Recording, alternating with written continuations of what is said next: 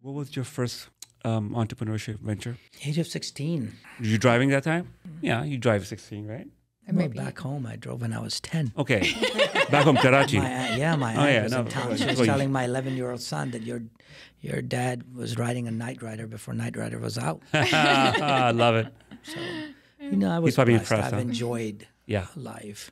But my first venture was age of 16 when I started the jewelry business. The jewelry kiosks in the middle of the mall that you see now, that's 10 by 10. We started that back in late 80s. And I used to travel up and down I-20, every little town that there was a mall. We would set those things up, and I would travel back and forth on weekends or on holidays. And as I said, money wasn't easy. I mean, it was not. And that's what I did. That was my first venture on my own. And also that gave me my identity in a place where I was alone or where no other person was like me, right? It gave me a power. It gave me something to stand on. You feel like in your age group? Just I think in the whole community, right? I grew up in Monroe, Louisiana, down in the bayous. The people who were my color I do remember one or two doctors and accountants, but the rest were all just, convenience stores and this and that, or if any, right?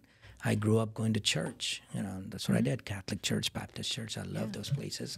Sunday meals are really good, right? But I think getting started at that early age helped me stay in my mind, keep me away from thoughts of whatever was going around me. And my journey started well, and all that brings me to where I am today. That's insane. 16, jewelry business. Daz, how about you? What was your foot in the door for entrepreneurship?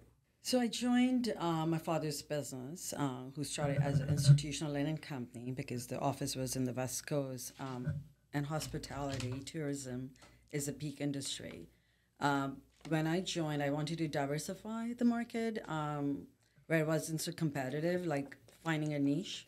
So actually ended up finding promotional product industry, this billion-dollar advertising specialty industry, right? So what my father was bringing as a towel to sell in a salon to a salon wholesaler, or selling it, at the hotels. I would putting a grommet machine now and on it and creating a whole industry and selling as a golf towel. A bath towel was now being sold as a beach towel. So this whole access to an industry, which was amazing. It kind of came out from my creative side, right? So I enjoyed that part. And eventually ended up opening a Toronto branch in Eastern Canada with my brother as well, once he joined the business. So we then ended up expanding and having East Coast and West Coast branches. So when you started, how big or small was the company as far as employee size, revenue size, if you can roundabout? Under 5. Okay. 5 so employees? 3, Okay. and then I was the number 4 employee. Okay. And then when I did have an exit, after, of course, I moved to Orlando, the company was more than 50 employees. So we had a full-fledged manufacturing plant where we were making goods in North America. So you were manufacturing your own linens? Yes. And then selling them and branding.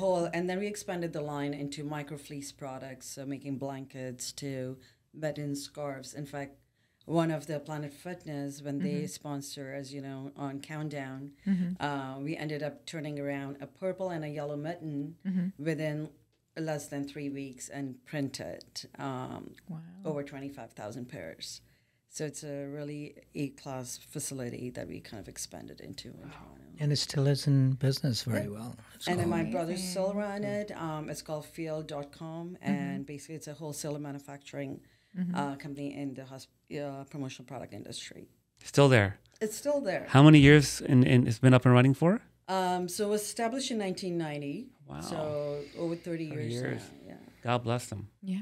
What a story. So sustainability of a business. It's so hard. It started out, I think, of course, it was started from scratch. Right? Sure. So it's now an 8-figure business. So I had a question for please. you because you said that it was more a creative aspect of you, that you created this promotional side. Were you given that authority, like because you were younger? Was that something that you were kind of like asked about, or was that something you had to push for and kind of fight for? No, it came very natural. And like I mentioned, my boss, who happened to be my father as well, was one of my initial mentors, and who gave that freedom, So finding those creative markets out there. Yeah. Pretty much one thing he always told me is, if you're a number one salesperson, nobody can beat you, right? Like, you can learn numbers and stuff, but like knowing how to sell is an art in itself. So